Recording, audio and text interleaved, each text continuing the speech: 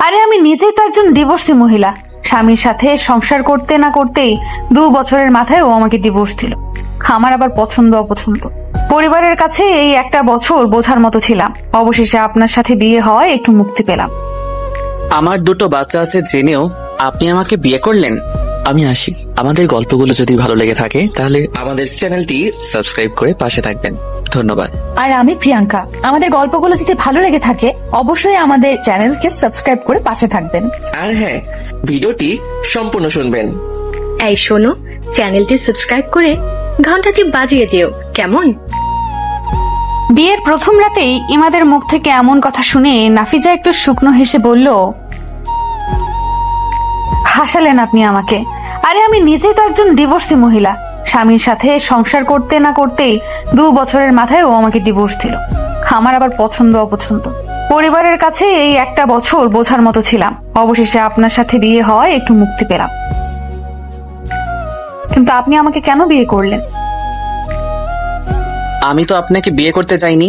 In fact এই বিয়েতে রাজিও ছিলাম না, কিন্তু মা অনেক জোর করলো। আমাকে নিয়ে হাঁপিয়ে গেছে মানুষটা। সেদিন আমার সামনে এসে মা মায়াময় কণ্ঠে বলেছিল,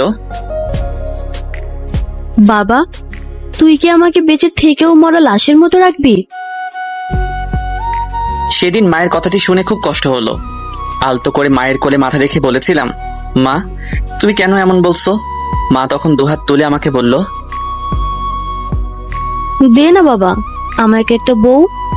মানুষের জীবনে তো এমন দুঃখ সুখ থাকেই, কিন্তু তাই বলে কি তুই নিয়তির সাথে রাগ করে জীবনকে থামিয়ে রাখবি? সন্তানগুলোর কথা অন্তত ভাব। ওদের পুরো জীবনটা এখনো পড়ে আছে। ওদেরও তো মায়ের ভালোবাসা পাওয়ার অধিকার আছে। সেদিন কেন জানি মায়ের কথাগুলো খুব লাগলো। মায়ের মুখের দিকে তাকিয়ে আপনাকে বিয়ে করতে বাধ্য হলাম। ইমাদের কথা শুনে বিশাল ঘোমটার আড়ালে লুকিয়ে থাকা মেয়েটির চোখ দুটো অশ্রুতে ভিজে গেল। কিন্তু ইমাদ সে খবর নিল না, বরং তিক্ত কথা শোনাতে লাগলো। দেখুন, আমি আপনাকে কখনো স্ত্রীর মর্যাদা দিতে পারবো কিনা জানি না, তবে বন্ধু হিসেবে আপনাকে সবসময় সাহায্য করব। আর হ্যাঁ, আপনার আগের স্বামী আপনাকে ছেড়ে দিয়েছে কেন সেটাও আমি জানি না, তবে জানতেও চাই না, কারণ আপনাকে নিয়ে আমার কোনো মাথা ব্যথা নেই। তবে মায়ের থেকে যেটুকু শুনেছি আর এতক্ষণে আপনাকে যেটুকু দেখেছি, তাতে আমার মনে হচ্ছে আপনি খুবই পরহেজগার। আর সেই জন্যই হয়তো আমাদের বিয়েটা মসজিদে হয়েছে। কিন্তু বুঝতে পারছি না, আপনি এত পরহেজগার হওয়া সত্ত্বেও আপনার হাজবেন্ড আপনাকে ছেড়ে কেন চলে গেছে? আবার সেই প্রশ্নটার সম্মুখীন। এই 1 বছরে মেয়েটি এই প্রশ্নটি শুনতে শুনতে প্রায় ক্লান্ত হয়ে যায়। ভেবেছে এবার একটু মুক্তি পাবে, কিন্তু তাও হলো না। ঘোমটার আড়ালে লুকিয়ে থাকা মেয়েটি ইমাদের প্রশ্নের কোনোই উত্তর দিল না। ইমাদ একটু সংকোচ করে তখন বলল, আসলে কি আপনি ভালো, নাকি ভালো হওয়ার অভিনয় করছেন? নাফিজা তখন শান্ত কণ্ঠে বলল, হয়তো খারাপ, তাই আজ অব্দি কারো মনে জায়গা পেলাম না। আপনি কি আমার কথায় রাগ করেছেন? মা কি বলছেন? রাগ কি সবার উপর করা যায় বলুন? রাগ করতে হলে মানুষের উপর অধিকার থাকতে হয়। ইমাদ আর কোনো জবাব দিল না। একটু নিচু করে মুখটাকে রেখে নাফিজাকে উদ্দেশ্য করে বলল, দেখুন, আমি জানি না আপনি দেখতে কেমন, আর আপনাকে দেখারও আমার কোনো আগ্রহ নেই। তবে আপনাকে একটা কথা বলে রাখি, আপনি প্লিজ আমার কাছে কখনো স্ত্রীর অধিকার চাইবেন না। চাইবো না, নিশ্চয়ই আল্লাহ তাআলাই আমার জন্য যথেষ্ট। নাফিজার কথা শেষ না হতেই দরজায় কেউ নক করতে লাগলো। ইমাদ একটু চিন্তিত হয়ে দরজার সামনে গিয়ে বলল, কে? ওপাশ থেকে তখন আওয়াজ আসলো, বাবাই আমি। বাবাই শব্দটা ইমাদের কানে আসতেই এক মুখ হাসি নিয়ে ছেলেটি দরজা খুলল। দরজা খুলতেই একটি 4 বছরের মেয়ে ইমাদের কোলে উঠে পড়ল। এক মুখ হাসি নিয়ে মেয়েটি ইমাদকে বলতে লাগলো, ও বাবাই, আমি তোমার পাতে তুবো না? কথাটি নাফিজার কানে যেতেই নাফিজা খিলখিল করে হাসতে লাগলো। ওর হাসির আওয়াজ ইমাদের 9 বছরের মেয়ে নওরিনের কানে যেতেই ও বাবাকে রাগে স্বরে বলতে লাগলো, বাবাই, তোমার আর মায়ের ঘরে একে ওকে কেন এই ঘরে এনেছো? আর তাছাড়া ওইভাবে সেজে বসে আছে কেন? মেয়েটির এমন কথা নাফিজার কানে যেতেই নিমেষেই ওর হাসিটা উধাও হয়ে যায়। ইমাদ নওরিনের মাথায় হাত দিয়ে বলল, মামুনি, ও তোমার আন্টি হয়। আন্টি? আচ্ছা, মামুনি বলে পরিচয় দিলে কি হতো? ও বাচ্চাদের আম্মু হতেও বুঝি আপনার স্ত্রীর অধিকার লাগবে? নাফিজা মনে মনে এই ভাবতে ভাবতে নিশ্চুপ ভাবে বসে রইল। কিন্তু নওরিন বড় জেদি ও একরোখা টাইপের মেয়ে। ঘরে ঢুকতেই নাফিজার হাতটা শক্ত করে ধরে ওকে ঘর থেকে বের করে দিল। চিৎকার দিয়ে বলতে লাগলো, আমার বাবার রুমে তুমি কি করছো? যাও এখান থেকে। ইমাদ তখন নওরিনকে বলতে লাগলো, আম্মু এমন করে না, ও তো আমাদের বাড়ির মেহমান। না বাবাই, ও কেউ না, ফুপু বলেছে ও আমাদের সৎ মা। বাবাই, ওকে চলে যেতে বলো, না হলে আমি কিন্তু তোমার সাথে আর কোনোদিন কথা বলবো না। এই বলে নওরিন নাবার দিকে তাকিয়ে ইমাদকে বলল, না বা, ও তোমাকে কোনোদিন বাবা বলে ডাকবে না। নাফিজা অবাক হয়ে গেল 9 বছরের একটি বাচ্চার মুখে এমন সব আচরণ দেখে। খুব অবাক ভাবে ও নওরিনের দিকে তাকালো। মেয়েটির চেহারায় এত পরিমাণ মায়া যা যে কেউ ওর প্রতি ভালোবাসায় জড়াবে, কিন্তু বড্ড জেদি ও একরোখা টাইপের মেয়ে। কি হলো, তুমি এখনো দরজার সামনে দাঁড়িয়ে আছো কেন? প্লিজ এখান থেকে চলে যাও। বাবাই, ওকে চলে যেতে বলো। নওরিনের চেঁচামেচিতে মিসেস সালেহা বেগম উপরে উঠে আসতে বাধ্য হলো। ইমাদের রুমে এসে নতুন বউকে বাহিরে দাঁড়িয়ে থাকতে দেখে আর নওরিন ও নাবাকে ইমাদের সাথে দেখে গম্ভীর কণ্ঠে সালেহা বেগম নওরিনকে জিজ্ঞেস করলো, কি ব্যাপার, তুমি এখানে কি করছো? নওরিন, আমি না তোমাকে আর নাবাকে ঘুম পাড়িয়ে দিয়ে আসলাম, তোমরা এই ঘরে কি করছো? নাবা তখন বাবাইয়ের কোল থেকে দিদুনের কোলে গিয়ে আদো আদো করে বলতে লাগলো, দিদু, বোন বোন উঠিয়ে দিয়েছে আমায়।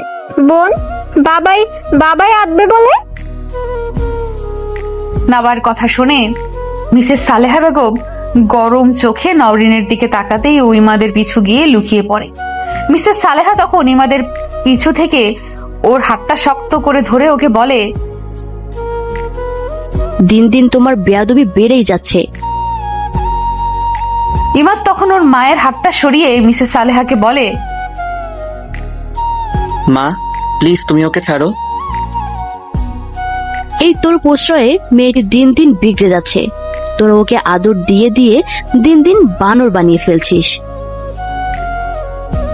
আদর আর কি দিলাম, তোমার কথা রাখতে গিয়ে তোমার জ্বালায় আমাকে আবার বিয়ে করতে হয়েছে, তাও একটা ডিভোর্সি মহিলাকে।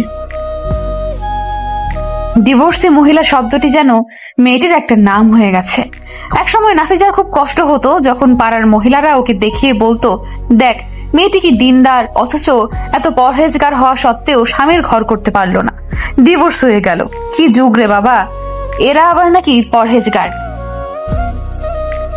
নাফিজার কাছে সেই কথাগুলো একসময় ভীষণ আঘাতের অস্ত্র ছিল, কিন্তু ধীরে ধীরে মেয়েটি একটা সময় এই কঠিন বাস্তবতার সাথে নিজেকে মানিয়ে নেয়। তাহলে আজ ইমাদের মুখ থেকে এই কথা শুনে কষ্ট পাওয়ার কোনো প্রশ্নই তো আসে না। কিন্তু তারপরেও হৃদয়ের মাঝে আজ কেন জানি পুরনো কষ্টটা আঘাত করতে পারলো আবার। নাফিজা বুঝে উঠতে পারলো না কেন এমন কষ্ট হলো। বিয়ের 2 দিন আগেও তো মা কথায় কথায় ঠ্যাস মেরে বলল, কপালে 2 বাচ্চার বাপ জুটেছে, এটা তো তোর ভাগ্য ভালো। না হলে যে মেয়ে নিজের স্বামীকে ডিভোর্স দেয়, আবার কেমন করে বিয়ে হয়? নিজের আপন মা যখন সবকিছু জেনেও এমন কথা বলে, তখন তো কষ্ট যন্ত্রণা দরুন জ্বালা পাওয়ার কথা। কিন্তু কই, সেদিন তো মায়ের কথায় আমার বিন্দু মাত্র কষ্ট হলো না। সমাজের আর 5টা স্বাভাবিক মানুষের তালিকায় মাকেও স্থান দিয়ে আমি সেই কষ্টটা নিমেষে দূর করে ফেললাম। তবে আজ কেন এই লোকটার কথায় পুরনো ক্ষতরা আবার মন পাজরে উৎপাত শুরু করলো?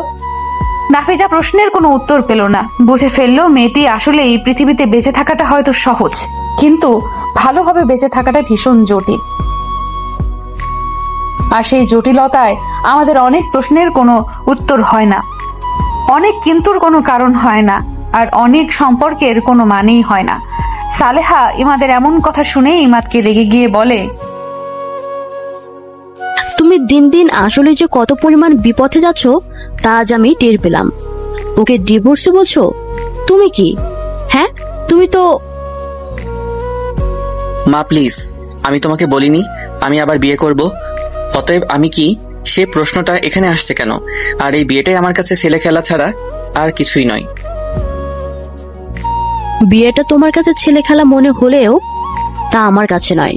এই সংসারের আর তোমার যে অবস্থা তা থেকে তোমাদের সকলকে সঠিক পথে আনার জন্যই আমি ওকে এই বাড়িতে বউ করে এনেছি। আর ও শুধু এ বাড়ির বউ না, আমার মেয়েও।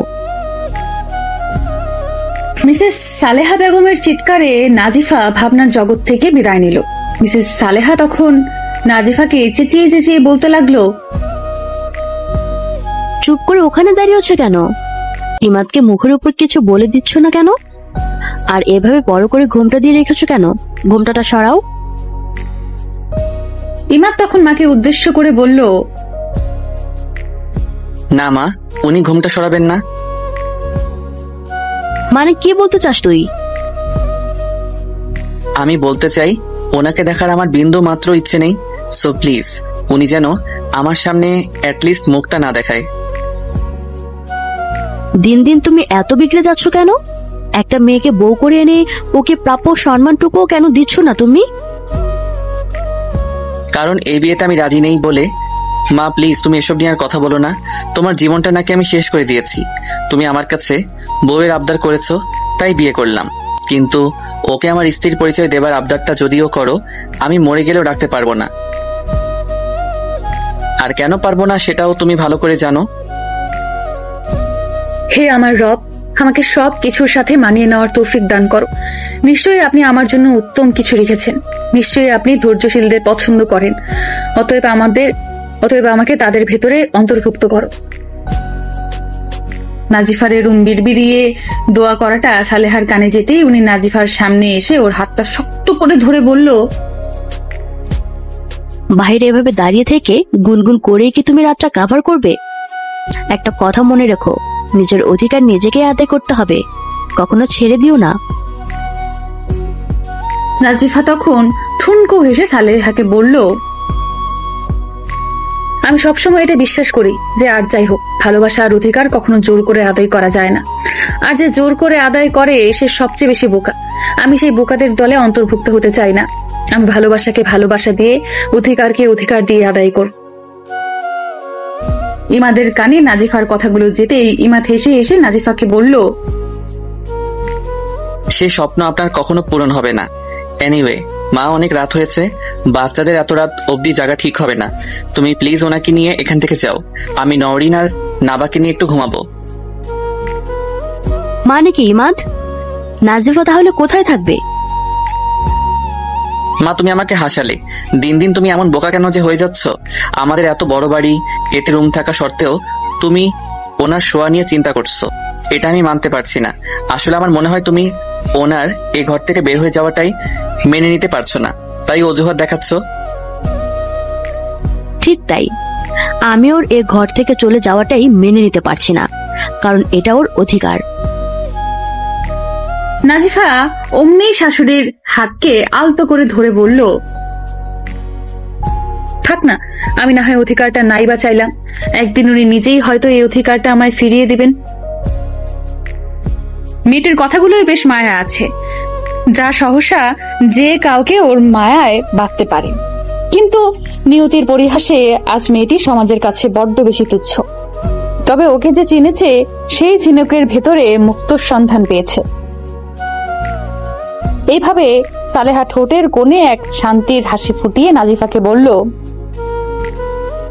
তুই আমার এই সংসারকে আলোর পথে আনবি, আর সাথে আমার এই ছেলেটাকেও একদিন নিজের মতো করে গড়ে নিবি। তুই যেমন স্রষ্টাকে ভালোবাসিস, এই সংসারের মানুষগুলোকেও তার প্রতি ভালোবাসায় মগ্ন করবি। আর আমি তোকে কথা দিচ্ছি, আর যারা তোকে ঘর থেকে বের করে দিল একদিন তারাই তোকে ঘরে ঠাঁই দিবে। এই বলে সালেহা নাজিফার হাতটা শক্ত করে ধরে ওকে টেনে নিজের ঘরে নিয়ে যায়। ইমাদ মেয়েদের নিয়ে দীপ্তি নিজের ঘরের দরজাটা লাগিয়ে দেয়। ছেলেটার এরূপ আচরণ হয়তো নাজিফার কাছে ছেলেটিকে অমানুষ হিসেবে পরিচয় দিয়েছে, কিন্তু উপরওয়ালা জানে ছেলেটি কতটা কষ্টে দিন দিন এমন অমানুষ হয়ে গেছে। প্রতি রাতে জেগে থাকা বালিশ আর জানালার ফাঁক দিয়ে বাহিরে দেখা সোডিয়ামের আলোয় জানে ছেলেটি কত রাত হাহাকার করে কেঁদেছে। আজ ইমাদের চোখে পানিই নেই, অশ্রুটাও আজ হারিয়ে গেছে। কিন্তু এত কঠিন বাস্তবতার মাঝেও প্রিয় মানুষের শেষ আমানতটুকু তাকে আজও বাঁচিয়ে রেখেছে।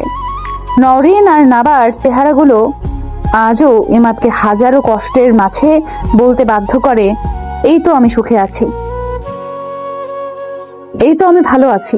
নাজিফাকে সালেহা বিছানার উপর বসে রান্নাঘরে গেল খাবার আনতে। সালেহা খাবার এনে দেখে মেয়েটি এখনো মাথায় এক হাত ঘুমটাটা দিয়ে বসে আছে। সালেহা নাজিফার কাছে গিয়ে কোনো কথা না বলেই নাজিফার ঘুমটাটাকে সরিয়ে ফেললো। অতঃপর দেখলো মেয়েটি কান্না করে চোখ দুটোকে লাল করে ফেলেছে। সালেহা অভিমান করে বলল, এটাই করতে পারবে, তাছাড়া আর কিছুই করতে পারবে না। নাজিফা চোখের জল মুছতে মুছতে বলল, মানে আমরা মেয়েরা কান্না ছাড়া আর কিছুই করতে পারি না।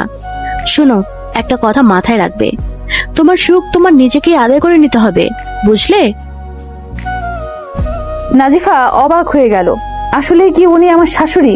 দুনিয়াতে কত রকমের মানুষ, কেউ শাশুড়ি নামক জল্লাদ আর কেউ শাশুড়ি নামক মা। তাই এভাবে চুপ করে বসে থাকলেই হবে? ক্ষুধা লাগেনি? মানে লেগেছে তো। যাও হাত মুখ ধুয়ে এসো, আমি খাবার বেড়ে দিচ্ছি। নাজিফা হাত মুখ ধুয়ে আসলে সালিহা বেগম নিজ হাতে ওকে খাওয়াতে গেলে ও কান্না করে দেয়। সালেহা তখন আলতো করে ওর মাথায় হাত দিয়ে বলে, কি হয়েছে? মায়ের কথা মনে পড়ছে? নাজিফা তখন কাঁদতে কাঁদতে বলে, মা কখনোই এমন ভালোবাসেনি যে তাকে মনে পড়ার কথা। তাহলে কাঁদছিস কেন?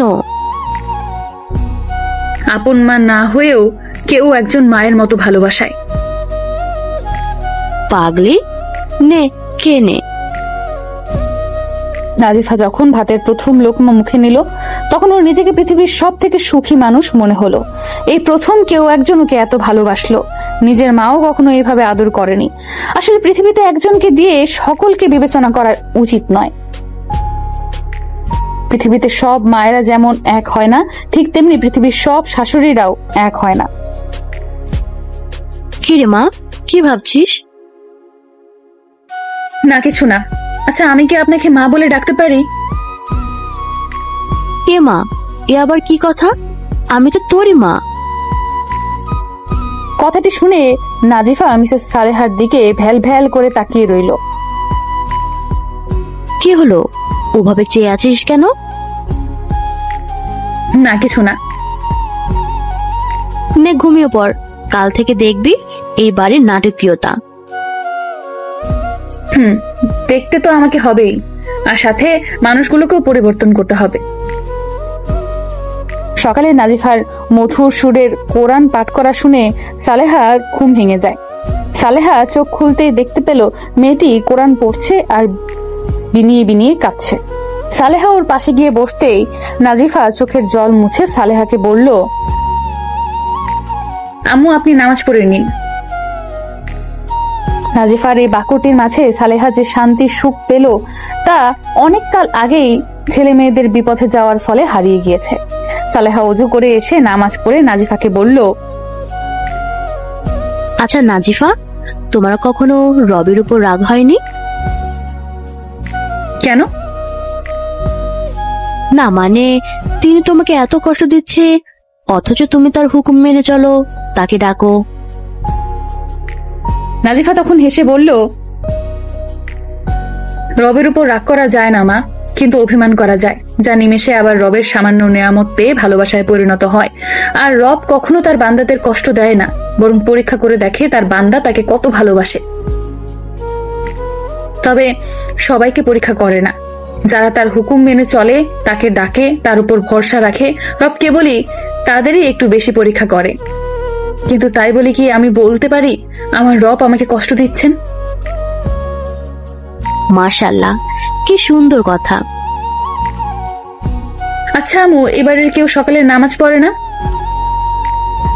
সালেহা তখন একটি দীর্ঘ নিঃশ্বাস ফেলে বলল, আমি হয়তো ভালো নই রে মা, তাই হয়তো ছেলে মেয়েগুলোকে রবের সাথে পরিচয় করতে পারলাম না। ফাহাদ মানে আমার বড় ছেলে, ও তো কোনো কালেই মানুষ হয়নি। ওর কাছে জীবন মানে একটাই, তাই মাস্তি, আড্ডা আর গার্লফ্রেন্ড ভেবেছিলাম বিয়ের পর মানুষ হবে। কিন্তু যাকে বিয়ে করলো সে নিজেই তো চাইনিজ, আর আমার ছেলেকে ও আর কি মানুষ করবে? নিজেই তো। সালেহা চুপ হয়ে গেল। তারপর ঠোঁটের কোণে ঠুনকো হাসি ফুটিয়ে বলল, অবশ্য অন্যের মেয়েকে কি বলবো, আমার নিজের মেয়ে নিতুকেই তো আজ ঠিক করতে পারলাম না। মাদ্রাসায় দিয়েছিলাম যাতে মেয়েটি একটু ঠিক হয়, কিন্তু কোথায় কার ভালো, দিন দিন আরো বেশি বেহায়াপনা হয়ে গেছে, পড়ালেখাও বন্ধ করে দিয়েছে। নাজিফা তখন একটু ক্ষীণ কণ্ঠে বলল, আর মা উনি? কে? ইমাদ? জানিস মা, ও আমার গর্ব করার সন্তান ছিল। কখনো ওর ভিতরে আমি সামান্যটুকু অনৈতিক কাজ দেখিনি। ছোটবেলা থেকেই ও 5 ওয়াক্ত নামাজ, আদর্শবান মানুষ হিসেবে গড়ে উঠেছে। ও অনেক ভালো একজন ডাক্তার, কিন্তু ওই যে কথা আছে না, কাল যে মানুষটা আমের ছিল আজ সে ফকির হয়ে গেল। ইমাদেরও তাই হলো। মৃত্যুর মৃত্যুটা ও ঠিকভাবে নিতে পারছে না, মানবেই বা কিভাবে? আমার ছেলেটা যে ওকে খুব ভালোবাসতো, কিন্তু নাবা হওয়ার সময় ওর মারা যাওয়াটা আমার ছেলেকে এতটাই পাথর বানিয়ে দিয়েছে যে ও এখন ভুল করেও আল্লাহকে ডাকে না। নাজিফা তখন শান্ত কণ্ঠে বলল, আসলে মা, আমরা না আমাদের রবকে বুঝতেই পারি না। দুনিয়ার সামান্য ভালোবাসায় কত পরীক্ষা দিতে হয়, কিন্তু তারপরেও আমরা প্রিয় মানুষকে ভালোবাসি, ওকে নিয়ে থাকতে চাই। আর যখন কথায় কথায় কেউ বলে আমি রবকে ভালোবাসি, তখন কেন মা উনি আমাদের পরীক্ষায় ফেললে আমরা ওনাকে ভুলে যাই? সালেহা চুপ করে থাকে, কেননা এর উত্তর হয়তো সালেহার কাছেও নেই। আমরা মানুষরা তো এমনই। সকাল 9টায় ইমাদ বাচ্চাদের নিয়ে নিচে নামে। নাজিফা রান্নাঘর থেকে একটু আর চোখে চেয়ে আবার নিজের কাজে ব্যস্ত হলো। হঠাৎ কি যেন মনে করে নাজিফা আবার ইমাদের দিকে তাকালো, তারপর সহসা করে উঠল, মাশাআল্লাহ, ছেলেরাও এত সুন্দর হয়। সত্যি মানুষটা অনেকটাই সুন্দর। ইমাদ নিচে নামতেই সালেহাকে দেখলো সোফায় বসে আছে। সালেহার কাছে গিয়ে বলল, মা, নাবা আর নওরিনকে রেডি করে দাও স্কুলের জন্য। সালেহা ছেলের সাথে কোনো কথা না বলেই নাবা আর নওরিনকে নিয়ে নিজের রুমে চলে যায়। ইমাদ তখন চারপাশে তাকিয়ে নাজিফাকে খুঁজতে থাকে। হঠাৎ চোখ পড়ে রান্নাঘরের দিকে, আর দেখতে পেল বিশাল ঘোমটা দিয়ে কেউ একজন রুটি বানাচ্ছে। ছেলেটি বুঝতে পারলো ও নাজিফা, অতঃপর ওর কাছে গিয়ে দাঁড়িয়ে রইল। নাজিফা কোনো কথাই বলল না, রুটি বানাতে লাগলো। ইমাদ তখন বারবার কাশি দিতে লাগলো। নাজিফা তাও কোনো কথা বলল না। ইমাদ তখন একটু রেগে গিয়ে বলতে লাগলো, কি মানুষ রে বাবা, সে কখন থেকে কাশি দিচ্ছে অথচ এক গ্লাস পানিও দিচ্ছে না। নাজিফা তখন গম্ভীর কণ্ঠে বলল, হাতের সামনেই পানি, একটু নিয়ে নিলেই তো হয়। ইমাদ তখন একটু রেগে গিয়ে বলতে লাগলো, এভাবে বলার কি আছে, আমি দেখতে পাইনি তো। এই বলে পানি খেতে লাগলো। 1 গ্লাস নয় 3-4 গ্লাস পানি খেয়ে ফেললো। নাজিফা তখন বলতে লাগলো, এত পানি খেলে তো পরে নাস্তা খেতে পারবেন না। খাবো না, তাতে আপনার কি? আমি এতক্ষণ এখানে দাঁড়িয়ে আছি, কই একটিবারও তো বললেন না কিছু লাগবে কিনা, বা আমাকে কি কিছু বলবেন? হাসালেন। আমার সাথে আবার আপনার কি কথা? ইমাদ তখন আরো এক গ্লাস পানি খেয়ে বলতে লাগলো, মানে আমি তো খুব ভালো ছেলে, বুঝলেন? কখনো কোনো মানুষকে কষ্ট দেই না, বুঝলেন? আমার আবার মানুষের প্রতি খুবই দয়া, এত দয়া যে আমি মাঝে মাঝে রাস্তায় তো পথ শিশুদের দেখলে দুঃখ করি। তো বুঝলেন, আমি মানুষকে কষ্ট দেই না। এত ঘুরিয়ে পেঁচিয়ে না বলে কি বলতে চান সেটা বলুন। মানে আপনিও তো মানুষ, আপনাকেও তো কষ্ট দেওয়া উচিত নয়। তো কি? তো তো মানে কালকে রাতে আপনাকে মানে ডিভোর্সি বলার জন্য সরি। এই বলে ছেলেটি নিমেষে কোথায় যেন চলে গেল। সরি শব্দটি নাজিফার কানে যেতেই নাজিফা অবাক হয়ে গেল। ইমাদ সাহেব আমাকে সরি বললেন? আদৌ কি আমি ঠিক শুনেছি? অবশ্য ছেলেটি একটা সরি বলতে গিয়ে কত সংকোচ যে করলো, বাট শেষে সরিটা বললো।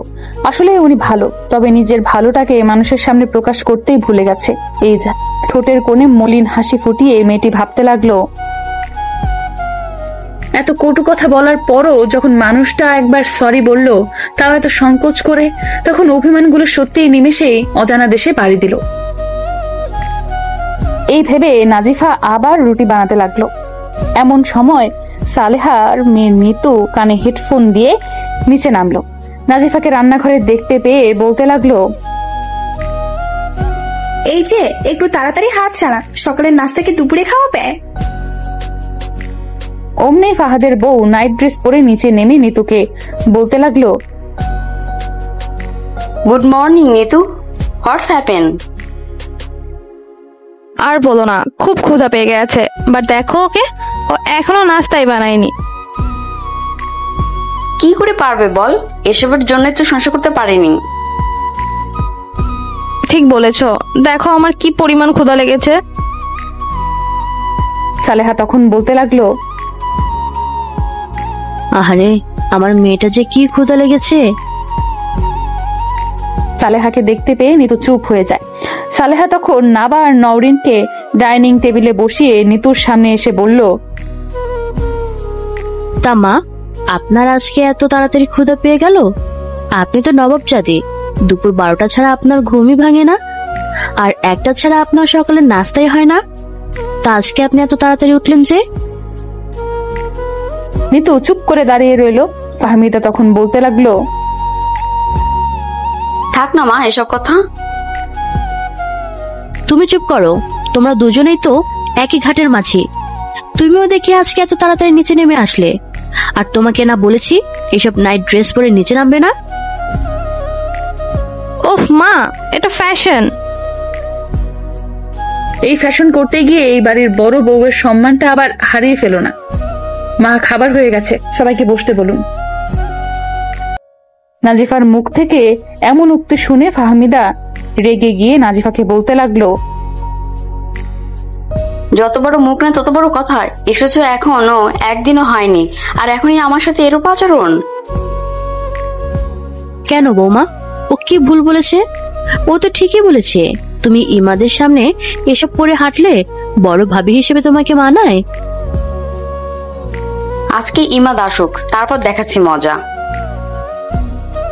হঠাৎ ইমাদ সিঁড়ি দিয়ে নামতে নামতে বলতে লাগলো, কি হয়েছে? এত চেঁচামেচি কেন? বৌমনি, কি হয়েছে? তুমি এত রেগে আছো কেন? আর বলিস না ভাই, তোর বউ তো প্রথম দিনই আমার মুখের উপর কথা বলছে, আমার পোশাক আশাক নিয়ে পর্যন্ত মন্তব্য করছে। ইমাদ ফাহমিদার মুখ থেকে কথাগুলো শুনে কোনো কিছু না ভেবে নাজিফার কাছে গিয়ে ওর হাতটা শক্ত করে ধরে বলল, মানবতার খাতিরে একটা সরি বলেছি বলে আপনি কি সাপের 5 পা দেখেছেন? নাজিফা কোনো কথাই বলল না, অনায়াসে ইমাদের সব কথা শুনতে লাগলো। ইমাদ ওর এরূপ নিশ্চুপতা দেখে অবাক হয়ে গেল। মানুষ এত ধৈর্যশীলতা কিভাবে হয়? কি ব্যাপার, কথা বলছেন না কেন? লিসেন, যান বৌমনির কাছে গিয়ে মাপ চান। দেখুন, আমি ওনাকে খারাপ কিছুই বলিনি, জাস্ট বললাম যে উনি সব পরে আমার সামনে আসাটা ঠিক মানায় না। দেখেছি ইমাদ, আবার সে একই কথা বলছে, যত বড় মুখ নয় তত বড় কথা। আজ তোমার দাদা ভাইয়ের কাছে যদি আমি না বিচার দিয়েছি তাহলে আমার নাম ফাহমিদা না, আর ও যদি আমার কাছে মাফ না চায় তাহলে আমি আজ কোনো খাবারই খাবো না, এই বলে দিলাম। এই বলে ফাহমিদা নিজে ঘরে চলে গেল। সালেহা তখন একটু মুচকি হেসে বলল, উফ, বাঁচলাম। কেন যে আমার বড় ছেলে এর মতো একটা মেয়েকে বিয়ে করেছে আল্লাহই জানে। একটু তাড়াতাড়ি কর বাবা, নাবার নওরিনের স্কুল আছে তো। ইমাদ আর কোনো কথাই বলল না। ও বুঝেছে ফাহমিদার কাজেই শুধু ঝগড়া করা। এখন ওর মনে পড়ে মিতুর সাথে সামান্য কারণ নিয়ে কি পরিমাণ ঝগড়া করত। ইমাদ ভাবছে, তবে মিতু এই মেয়েটির মতো নিশ্চুপ থাকতো না। মিতুকে যদি বৌমনি বলতো একটা, মিতু বলতো 100টা। এখনো মনে পড়ে শুধুমাত্র বৌমনির কারণে ও কতবার আমাকে বলেছিল চলো আমরা আলাদা হয়ে যাই, কিন্তু এই কথাটি কখনোই আমি মায়ের কান অব্দি আসতে দেইনি। কারণ আমি জানতাম মা যাই হোক আমাদের দুই ভাইয়ের আলাদা হয়ে যাওয়াটা কখনোই মেনে নিতে পারবে না। কেননা বাবা মারা যাওয়ার পর আমি আর দাদা ভাইয়ের তো মায়ের কাছে সব। আজ আবার এই বৌমনির কারণে সেই মানুষটাকে মনে পড়ে গেল যে আমাকে অসহায় করে দূরে কোথাও চলে গেল। মিতুর কথা মনে পড়তে এই ছেলেটার চোখ দুটো লাল হয়ে যায়। ছেলে মানুষ, তাই সে বুঝে ফেললো কান্না তাকে মানায় না। সহসে ডাইনিং টেবিল থেকে উঠে দাঁড়ালো। নাজিফা তখন মিতুকে আর শাশুড়িকে রুটি দিচ্ছিল। ইমাদের এভাবে উঠে দাঁড়ানো দেখে সালেহা বিস্ময় কণ্ঠে জিজ্ঞাসা করলো, কি হয়েছে, এভাবে উঠে দাঁড়িয়েছিস কেন? খিদে নেই? এই বলে ইমাদ চলে যেতে চাইলে নাজিফা অমনি ওর হাতটা গিয়ে ধরে ফেললো। নাজিফার এত সাহস দেখে ইমাদ খুব বেশি অবাক হয়। চিৎকার দিয়ে বলতে লাগলো,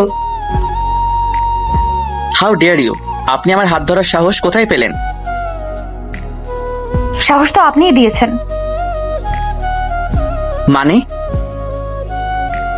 মানে হলো আপনি যখন আমার অনুমতি না নিয়ে আমার হাত ধরার সাহস পেয়েছেন, ঠিক তেমনি আমিও আপনার অনুমতি না নিয়ে আপনার হাত ধরার সাহস পেয়েছি। নাজিফার এমন উত্তর শুনে সালেহা খুশিতে বলতে লাগলো, শাবাশ মা। ইমাদ অবাক হয়ে গেল। ঘোমটার আড়ালে লুকিয়ে থাকা এই মেয়েটি সত্যিই অদ্ভুত। এত খারাপ কথা বলি, কিন্তু তারপরেও। কি হলো, কি ভাবছেন? না, কিছু না।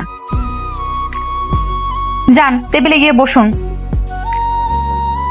আমি কি আপনার কথা শুনবো নাকি? কে আপনি যে আপনার কথা শুনতে হবে? আমি হয়তো আপনার কেউ না, কিন্তু দেখুন, না খেয়ে থাকলে তো আর সবকিছু সমাধান করা যায় না।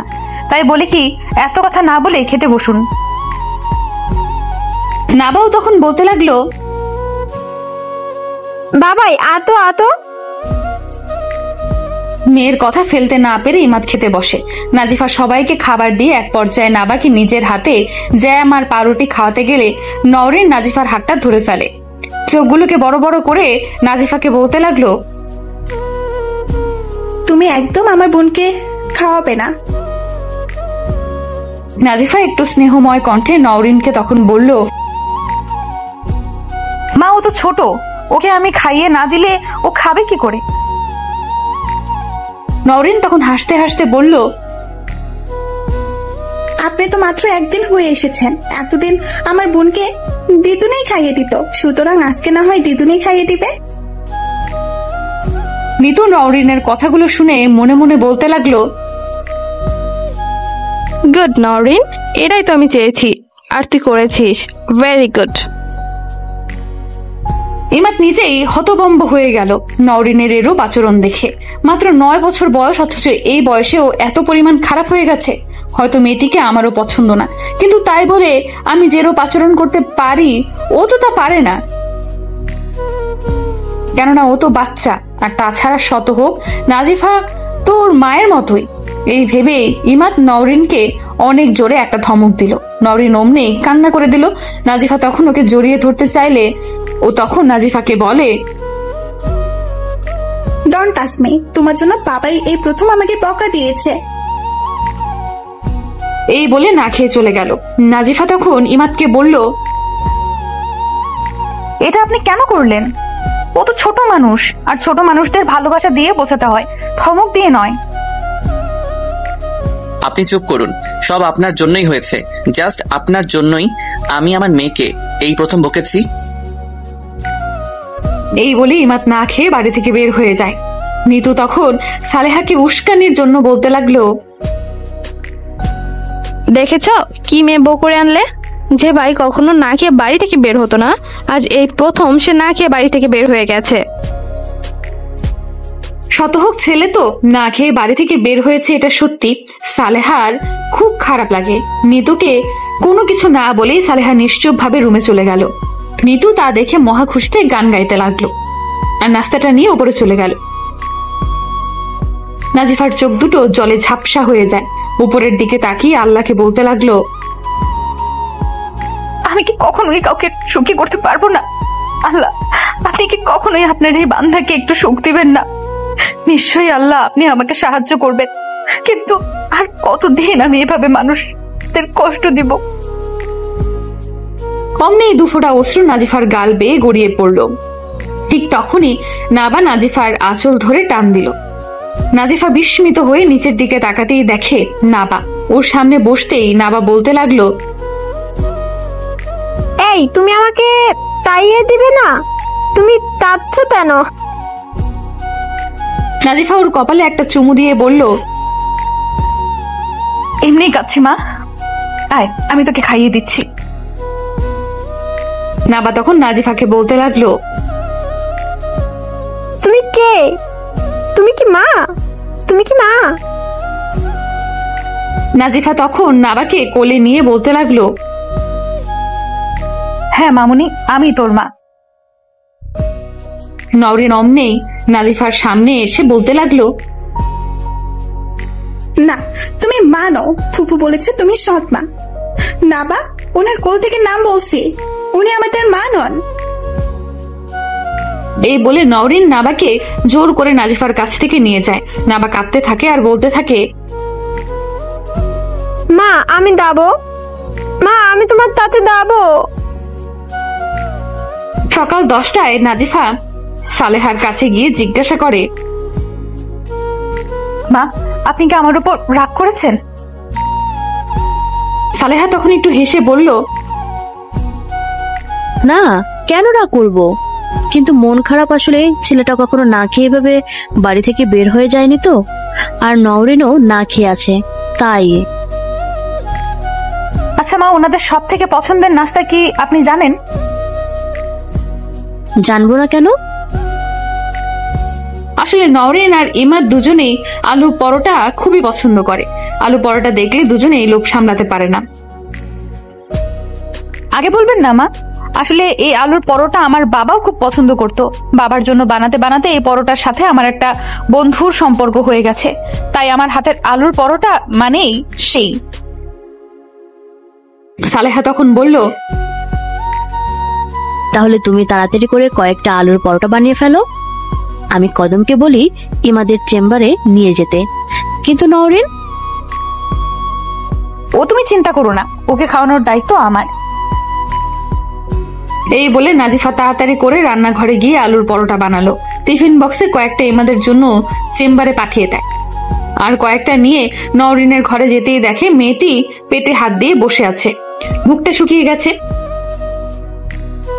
নাবা সামনেই বসে খেলছে। দুজনে এখনো স্কুল ড্রেসটাও খোলেনি। আমার উপর রাগ করে আজকে স্কুলে যায়নি বুঝলাম, কিন্তু ড্রেসটাও খুললো না। এই ভেবে নাজিফা একটা কাশি দিল। ওর কাশির আওয়াজ নাবার কানে যেতেই নাবা বলে উঠল, মা তুমি আত্ম। নওরিন অমনেই দরজার দিকে তাকাতেই নাজিফাকে দেখে বলে উঠল, তুমি আমার ঘরে কেন? নাজিফা একটু নিচু স্বরে নওরিনকে তখন বলল, তোমার জন্য নাস্তা নিয়ে এসেছি। আমি খাবো না।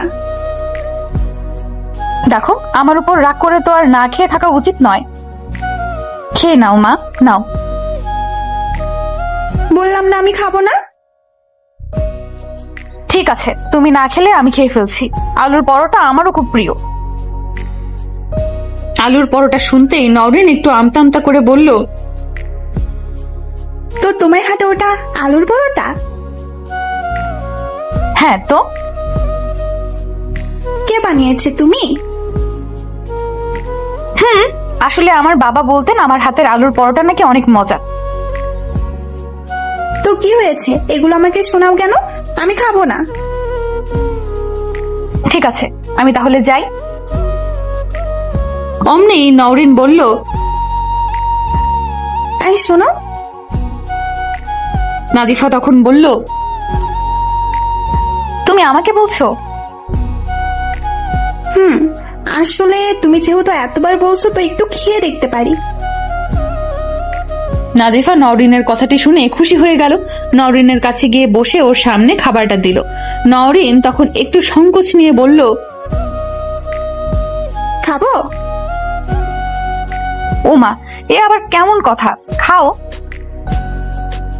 নওরিন খেতে লাগলো। পরোটাগুলো ওর এতই ভালো লেগেছে যে ও নাজিফাকে বলতে লাগলো, তুমি তো ভালো রান্না করতে পারো। ধন্যবাদ। নাজিফা তারপর কিছু সময় চুপ থেকে নওরিনকে বলল, আচ্ছা মা, তুমি কেন আমার উপর রাগ করো? আমি তো তোমার সাথে কোনো খারাপ আচরণ করি না, আর বড়দের সাথে এমন ভাবে আচরণ করলে যে আকাশের মালিক খুব অসন্তুষ্ট হয়। নওরিন অমনি খাবারটা রেখে কৌতূহল নিয়ে নাজিফাকে জিজ্ঞেস করলো, আল্লাহ বুঝি খুব অসন্তুষ্ট হয় আমি বড়দের সাথে খারাপ আচরণ করলে? হ্যাঁ তো মা। কিন্তু আমি তো বড়দের সাথে খারাপ আচরণ করি না, আমি শুধু তোমার সাথে খারাপ আচরণ করি, কারণ ফুপু বলেছে তুমি নাকি আমাকে আর না পাকে বাবার কাছ থেকে। অমনি নিতু ঘরে ঢুকে যায়। নওরিনের দিকে চোখ বড় বড় করে তাকিয়ে হাত দিয়ে ইশারা দিয়ে বলে, ওকে চুপ থাকতে। নওরিনও চুপ হয়ে গেল। নাজিফা নওরিনকে তখন বলে, কি হলো মা, চুপ হয়ে গেছো কেন? কি বলেছে ফুফু, আমাকে বলো।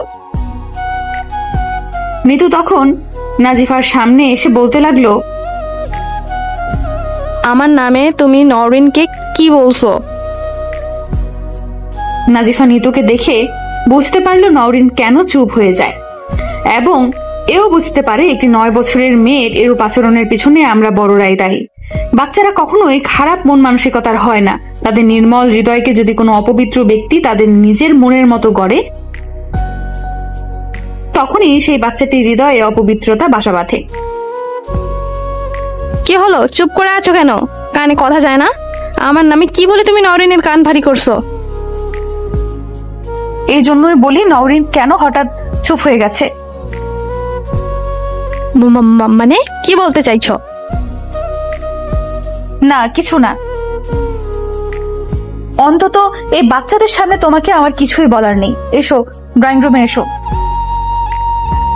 নাজিফা নিতুকে ড্রয়িং রুমে এনে জিজ্ঞাসা করতে লাগলো, তুমি নওরিনকে কি বলেছো? মানে আমি আবার নওরিনকে কি বলবো? কিছুই বলনি? না তো। এনিওয়ে, তোমার সাথে পরে কথা বলবো, আমি এখন বাইরে যাচ্ছি। কি, তুমি এভাবে বাইরে যাবে? কেন, কি হয়েছে? তুমি জিন্স টপ পরে বাইরে যাবে না। এরূপ রংচটা লিপস্টিক দিয়েছো কেন? আর এমন কার্লি চুলগুলোকে লাল আর বাদামি রং করে তোমার মনে হচ্ছে তোমাকে খুব ভালো লাগছে। তাতে তোমার কি? দেখো নিতু, তোমার মনে হচ্ছে এগুলোতে তোমাকে খুব স্মার্ট লাগে, কিন্তু বিশ্বাস করো, নিজের দেশে সাদামাটা পোশাকেই আর পর্দায় মেয়েদের সৌন্দর্য। তুমি কেন নিজেকে বাহিরের বখাটে ছেলেদের কাছে পণ্য তৈরি করবে? একটা কথা মনে রেখো, জিন্স টপস রংচটা লিপস্টিক দিয়ে ছেলেদের সামনে চলাফেরা করলেই তাকে আর যাই হোক সত্যিকারের স্মার্ট বলে না। সত্যিকারের স্মার্ট হতে হলে নিজেকে সম্মান করতে শিখতে হয়, অন্যের সামনে নিজেকে পণ্য বানাতে হয় না, আর একটা সুন্দর মন থাকতে হয়। ও প্লিজ, আমি তোমার এসব বকবকানি শুনতে চাই না। এসব তোমার বকবকানি মনে হচ্ছে? তুমি না মাদ্রাসা স্টুডেন্ট? অবশ্য পৃথিবীর প্রত্যেক জায়গায় ভালো খারাপ আছে, সুতরাং এ আর নতুন কি? এই চুপ থাকো তো, আমি গেলাম। নাজিফা অমনি নিতুর হাতটা ধরে বলল, যতক্ষণ না তুমি শালীনতার পোশাকে তোমাকে আবৃত করবে ততক্ষণ অবধি তোমার কোথাও যাওয়া হবে না। নিতু অমনি হাত ছাড়াতে চাইলে সালেহা এসে বলে উঠল, সাবাস মা, এতদিনে আমি যা করে উঠতে পারিনি তুই তো করেছিস। যা ওকে ঘরে নিয়ে আটকে রেখে আয়। নাজিফা বলল, তা করা লাগবে না মা, ও যদি এভাবে বাইরে যায় তাহলে আজ ওকে আর এই বাড়িতে ঢুকতে দিবেন না। সালেহা তখন বলে উঠল, ঠিক আছে মা, তুই যা বলবি তাই হবে। নিতু তো নাজিফার উপর রেগে ওর সামনে এসে চেঁচিয়ে চেঁচিয়ে বলল, কাজটা ঠিক করলে না, আমি তোমাকে দেখে নিব। উপর থেকে ফাহাদ আর ফাহমিদা তখন নিচে নামতে নামতে বলল, আবার কি হলো? নিতু তখন বলল, কি হবে বৌমনি, তোমাকে যেমন অপমান করেছে আমাকেও তাই করছে, আর দেখো মা তাতে সাই দিচ্ছে। ফাহাদ তখন সালেহাকে বলল, মা, এটা আপনি ঠিক করছেন না। ও আমার বউকে ইনসাল্ট করেছে। এ বাড়িতে এসেছে ও এখনো একদিনও হয়নি, অথচ আমার বউয়ের পোশাক আশাক নিয়ে মন্তব্য করছে। ঠিক করেছে তোর বউ, যেমন পোশাক আশাক পরে তেমনই মন্তব্য করেছে। ফাহাদ আর ফাহমিদা কোনো কথা বলল না, আর দুজনেই বাড়ি থেকে বের হয়ে নিজেদের কাজে চলে গেল। নিতু আর কোনো উপায় না পেয়ে উপরে যেতে বাধ্য হলো। এদিকে কদম ফিরে আসলে নাজিফা ওকে জিজ্ঞেস করে, কদম ভাই, তোমার সাহেব খেয়েছে? কদম বলল, জানি না আফা, সাহেব আমাকে শুধু বলল বক্সটা রেখে যেন চলে যাই। কথাটি শুনে নাজিফা একটু মুচকি হেসে কদমকে বলল, তোমার সাহেব তোমার সামনে খেতে লজ্জা পাবে, তাই হয়তো রেখে দিতে বলেছে। এত অশান্তির পরও সন্ধ্যাবেলায় নাজিফা মাগরিবের নামাজ শেষ করে রান্নাঘরে যায় সবার জন্য পায়েস রান্না করতে। এমন সময় ইমাদ বাড়ি ফিরে আসে। রান্নাঘরে গিয়ে টিফিন বক্সটা রাখতে নাজিফাকে দেখে রান্না করছে। ইমা তখন একটু গম্ভীর কণ্ঠে বলল, এই যে শুনছেন? নাজিফা ঘুমটার আড়াল থেকে বলল, জি, আমাকে বলছেন? তো আর কাকে বলবো, এখানে কি আর কেউ আছে? তাই তো, তো কি বলবেন শুনি? মানে মজা হয়েছে অনেক, থ্যাঙ্কস। ইমাদ এই বলে চলে যায়। নাজিফা ওর চলে যাওয়ার দিকে অনিমেষ ভাবে চেয়ে রইল। ছেলেটাকে বুঝতেই পারছি না, কখনো ভালো তো কখনো খারাপ, কখনো নরম তো কখনো গরম। এদিকে নিতুকে বাড়ি থেকে বের হতে না দেওয়ায় নিতু নওরিনের ঘরে যায়। গিয়ে দেখে নওরিন আর নাবা দুজনেই পড়তে বসেছে। নিতু নওরিনের কাছে গিয়ে বসে বলে, কিরে, সকালবেলা তোরে আলুর পরোটা খাইয়েছে বলে তুই আমি যা বলেছি তোকে সব বলে দিতে চেয়েছিস ওই মেয়েটাকে? নওরিন তখন মাথা নিচু করে বলল, ওই আন্টিটা তো খারাপ না, তুমি বলছো আমাদের থেকে আমাদের বাবাইকে কেড়ে নেবে। কই, ওই আন্টিটা তো এমন কিছুই করছে না। বাবা নরিন, সকালে মেয়েটা দুটো আলুর পরোটা তোর জন্য বানিয়েছে বলে তুই নিজের ফুপুকে অবিশ্বাস করলি? না মানে ফুপু, আমি তা বলতে চাইনি, আমি বলতে চেয়েছি। থাক বাবা থাক, তোদের ভালো চাই বলেই আমি তোকে সাবধান করেছিলাম। এখন দেখি আমারই ভুল হয়েছে। ওকে ফাইন, আমি তোকে আর কিছুই বলবো না, কিন্তু আমি যেহেতু তোর ফুফু তাই তোকে শেষ একটা কথা বলছি। তোর বাবাইকে হাত করার জন্য যে দেখ মেয়েটা এখন পায়েস বানাচ্ছে। তোর বাবা এটা খাওয়ার পর মেয়েটাকে বিশ্বাস করবে, আর সেই সুযোগ নিয়ে মেয়েটা তোকে এই বাড়ি থেকে বের করে দিবে। আমি বরং এসব ভেজালে নাই বাবা। এই বলে নিতু চলে যেতে চাইলে নওরিন ওর হাতটা শক্ত করে ধরে বলল, তুমি সত্যি কথা বলছো? বিশ্বাস না হলে নিজ চোখে গিয়ে দেখে আয়, তোদের কাউকে দিবে না, শুধু তোর বাবাইকেই দিবে, দেখিস। ফুপু তুমি আমাকে বলে দাও, আমি কি করলে ও আমার বাবাইকে পায়েসটা দিতে পারবে না? নওরিনের কথাটি শুনে নিতু মুচকি হাসি দিয়ে ভাবতে লাগলো, এবার দেখো তোমার আমি কি হাল করি। এদিকে নাবা নওরিনের হাতটা ধরে কাঁদতে কাঁদতে বলল, আপু, ফুপি পদা, ফুপি ভালো না। নিতু তখন নওরিনকে বলল, দেখেছিস নওরিন এসেছে, একদিন না হতেই তোর বোনকে তোর কাছ থেকে কেড়ে নিচ্ছে, তুই তারপরও কিছু করবি না? ফুপু তুমি ওর কথা বাদ দাও, তুমি আমাকে বলো কি করতে হবে। নিতু তখন নওরিনের হাতে একটা বোতল তেল আর কলার দুটো খোসা দিয়ে বলল, এই নে, এই তেলটা তোর বাবার দরজার সামনে গিয়ে ঢেলে দিবি, আর তার উপর কলার খোসাটা ফেলে দিয়ে আসবি। নওরিন তখন একটু ভয়ে ভয়ে বলতে লাগলো, এতে ওর কিছু হবে না তো ফুপু? আরে কিছু হবে না, ও তো খাবার নিয়ে তোর বাবার কাছে যাবে। তোর বাবার দরজার সামনে যখন তেল আর কলার খোসার উপর পা পিছলে যাবে, তখন ওর হাত থেকে খাবারটা শুধু পড়ে যাবে, ব্যাস তোর বাবাকে আর খাওয়াতে পারবে না। তাহলে আমি এখনই কাজটা করে আসছি। যা। নাবা তখন আবার নওরিনকে বলতে লাগলো, আপু আম্মু বেদা পাবে, তুই তার না। কিন্তু নাবার কথা কি আর নওরিন শুনবে? নেতো যে মেয়েটিকে ভয়ের জগতে পাঠিয়ে দিল, যা থেকে বের হতে হলে তাকে এই কাজটি করতেই হবে। এদিকে নাজিফা পায়েস আর কিছু খাবার নিয়ে ইমাদের ঘরের দিকে যেতে লাগলো।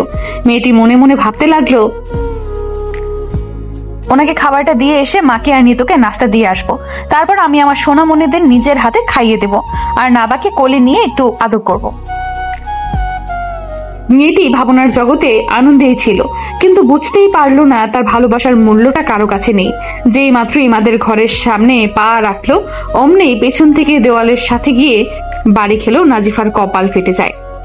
সাথে সাথে একটা চিৎকার দিয়ে মেয়েটি মেঝেতে পড়ে যায়। নাজিফার চিৎকার শুনে ইমাদ দরজা খুলতেই দেখে নাজিফা নিচে রক্তাক্ত অবস্থায় পড়ে আছে। নাজিফার এই অবস্থা দেখে ইমাদের মিতুর মৃত্যুটা চোখের সামনে ভেসে উঠল।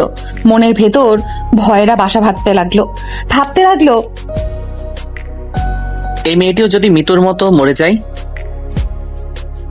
এদিকে নাজিফার চিৎকারের আওয়াজ শুনে সালেহা, নিতু ইমাদের ঘরের সামনে এসে দেখে নাজিফা মেঝেতে পড়ে আছে। সালেহা বিস্মিত হয়ে ইমাদকে জিজ্ঞেস করলো, কি হয়েছে ওর? ইমাদ কোনো কথাই বলল না। ইমাদ নাজিফার হাতকে শক্ত করে ধরে বলল, এই যে শুনছেন, এই যে আপনাকে বলছি। নাজিফার কোনো সারা শব্দ না পাওয়ায় ইমাদ ওকে কোলে করে নিজের ঘরে নিয়ে আসে, অতঃপর বিছানার উপর শুইয়ে দেয়। নিতু তো নাজিফার এই অবস্থা দেখে ভয় নিজের ঘরে চলে যায়। সালেহা নাজিফার মাথার পাশে বসে কাঁদতে থাকে।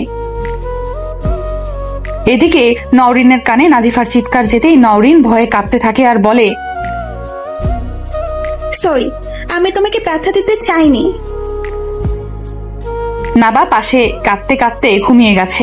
ইমাদ যেহেতু পেশায় একজন ডাক্তার, তাই সে নিজেই নাজিফার ট্রিটমেন্ট করতে শুরু করলো। ড্রয়ার থেকে ফার্স্ট এড বক্সটা বের করে তুলো দিয়ে নাজিফার কপালের রক্তগুলো মুছতে লাগলো, তারপর ব্যান্ডেজ করে দিল। কাগজে কিছু ওষুধের নাম লিখে সালেহাকে দিয়ে বলল, মা তুমি এটা গিয়ে কদমকে দাও, ও যেন এই ওষুধগুলো নিয়ে আসে। সালেহা তখন ইমাদকে বলল, ও ঠিক হয়ে যাবে তো বাবা? ইমাদ বলতে লাগলো, আমি ওর কিছু হতে দিব না মা, আমি আর কোনো লাশ দেখতে পারবো না। সালেহা অদ্ভুত ভাবে ছেলের দিকে চেয়ে রইল। আমার ছেলের এই নরম হৃদয়টা এতদিন কোথায় ছিল? নিজেকে পাষাণ পরিচয় দিয়ে সোডিয়ামের আলোয় একা একাই নিজের কষ্টগুলোর সাথে নিজে বন্ধুত্ব করেছে, অথচ আমি মা হয়ে একবারও বুঝতে পারলাম না। কি হলো মা, দাঁড়িয়ে আছো কেন? যাও। হ্যাঁ বাবা, যাচ্ছি। সালেহা চলে যাওয়ার পর ইমাদের চোখে জল টপ টপ করতে লাগলো। কেন জানি বারবার মিতুর কথা মনে পড়ছে।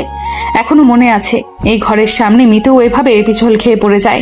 রক্তাক্ত অবস্থায় ওকে নিয়ে ইমাদ পাগলের মতো হসপিটালে যায়। ডাক্তার ওকে অপারেশন থিয়েটারে নিয়ে যাওয়ার কিছু সময় পর ইমাদকে বলল, হয় মাকে বাঁচাতে পারবো, নয় বাচ্চাকে।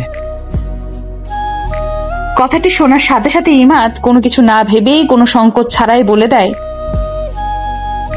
আমার বাচ্চাকে লাগবে না ডাক্তার, আপনি প্লিজ আমার স্ত্রীকে বাঁচান।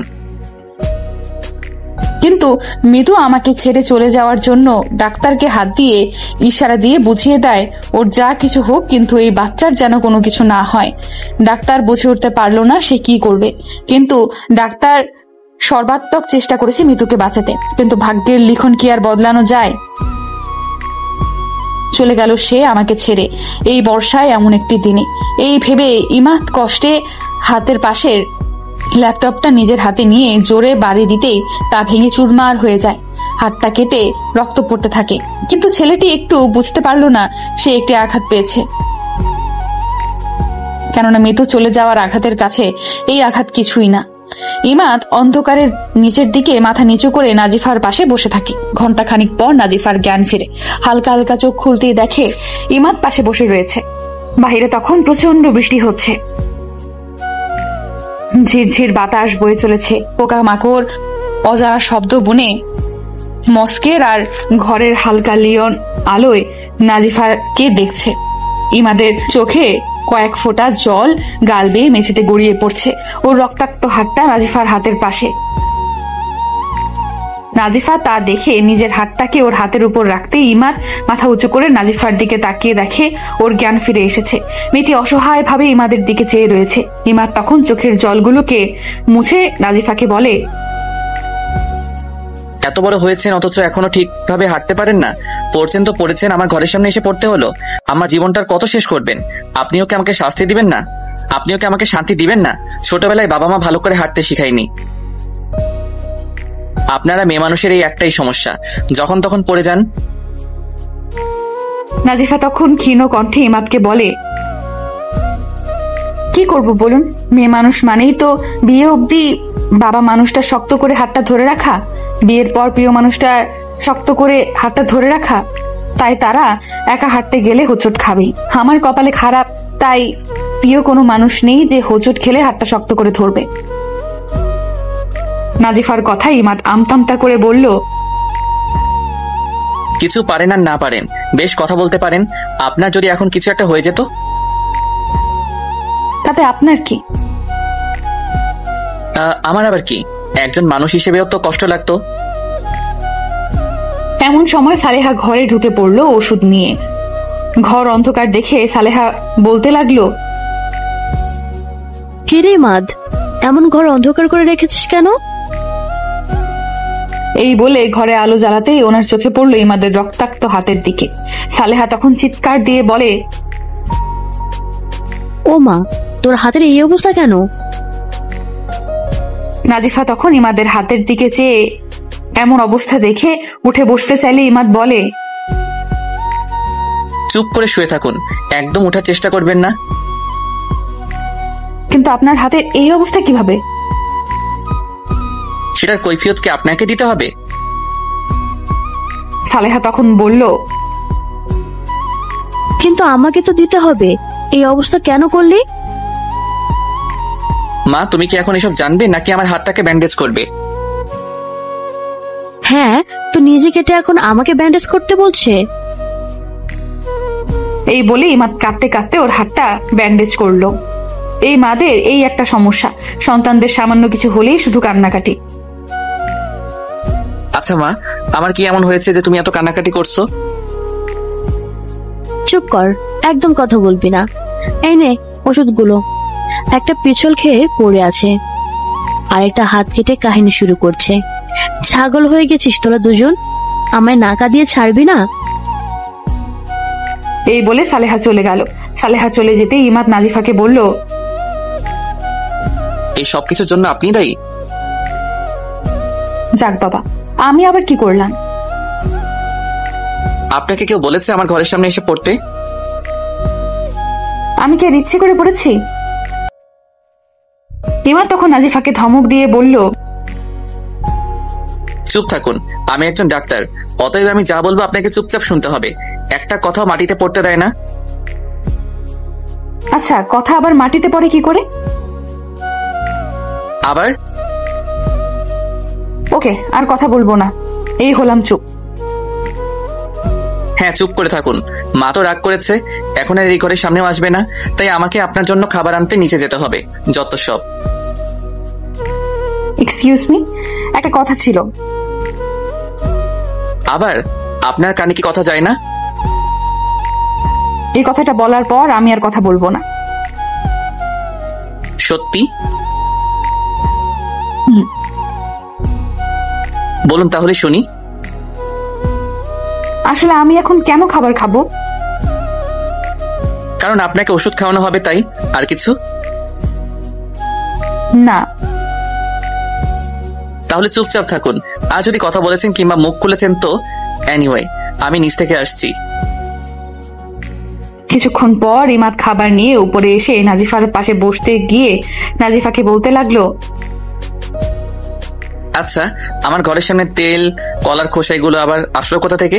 সাথে পায়েস, পানির গ্লাস, বাটি পড়ে আছে, সে তো বুঝলাম আপনি এনেছেন, কিন্তু কলা না কলার খোসা তো আপনি আনেননি, সেটা কোথা থেকে আসলো?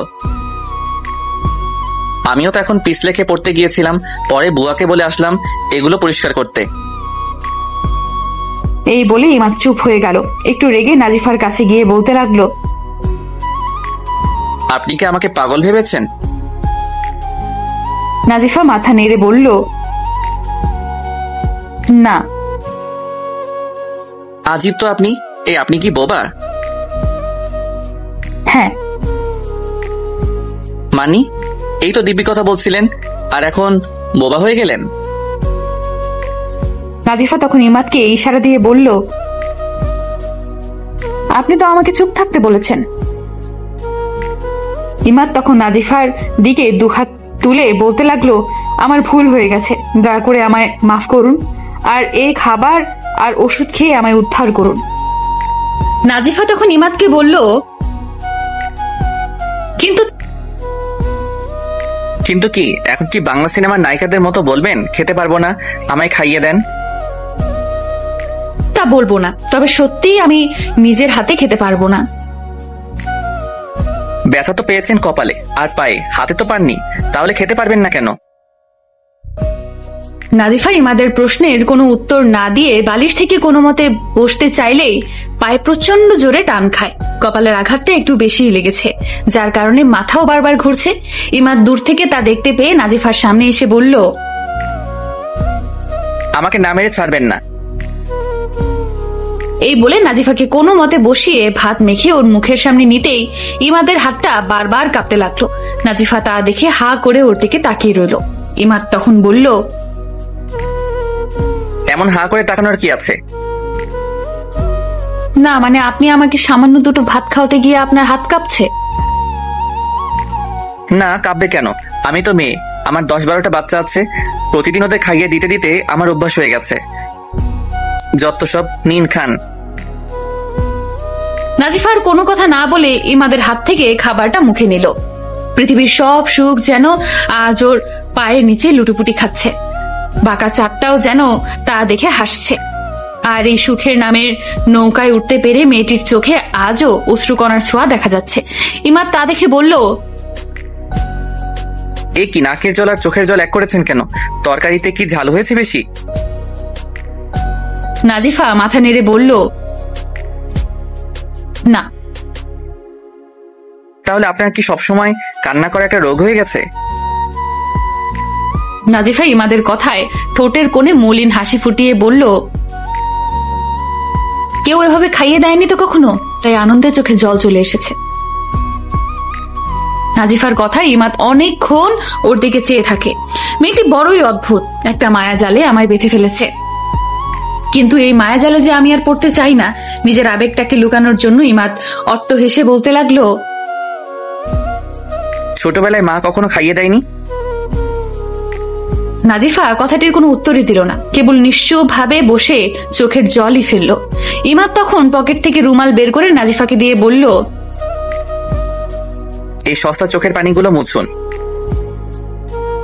নাজিফা অবাক হয়ে ওর দিকে তাকাতেই ইমাদ বলল,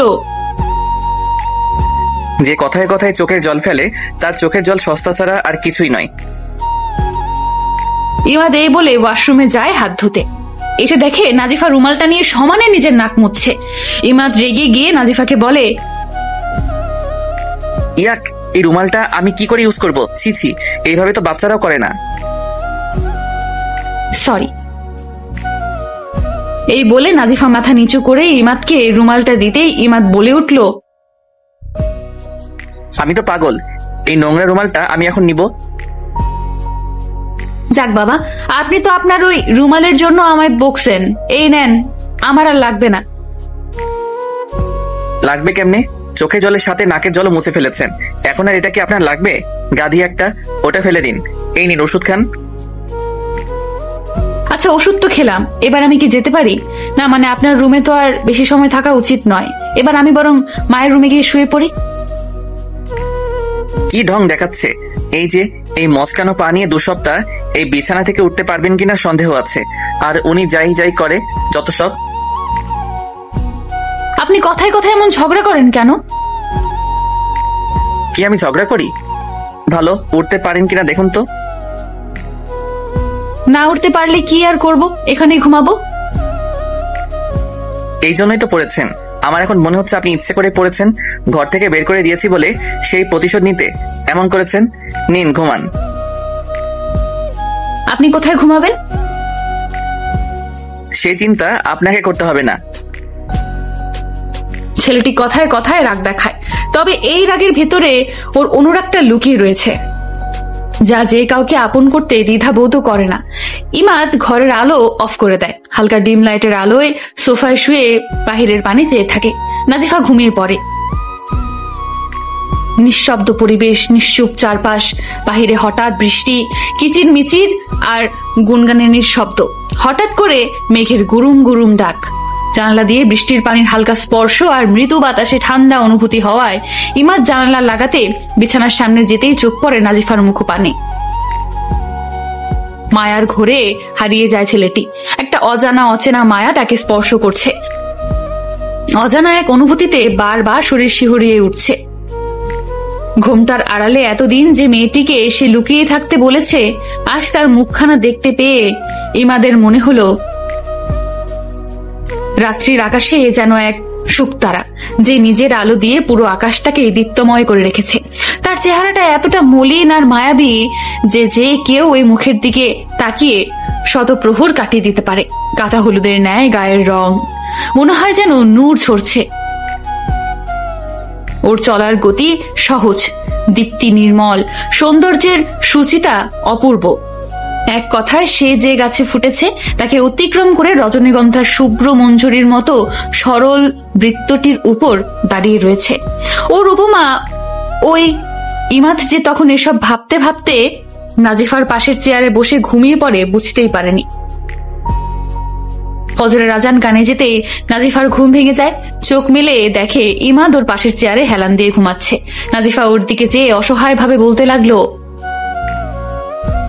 আল্লাহ, আমার জন্য রাতে উনি ঠিকমতো ঘুমাতে পারলো না। আল্লাহ, তুমি আমাকে তাড়াতাড়ি সুস্থ করে দাও, যাতে আমি এই ঘর থেকে তাড়াতাড়ি যেতে পারি। চাই নামাজটা পড়ে নিই। এই বলে নাজিফা নিচে পা রাখতেই ব্যথায় জোরে চিৎকার দেয়। ওর চিৎকার শুনে ইমাদ চোখ খুলতেই ওকে এই অবস্থায় দেখে প্রচন্ড জোরে একটা ধমক দিয়ে বলল, এত বেশি বুঝেন কেন? এই অবস্থায় কোথায় যাচ্ছিলেন? না মানে উজু করতে।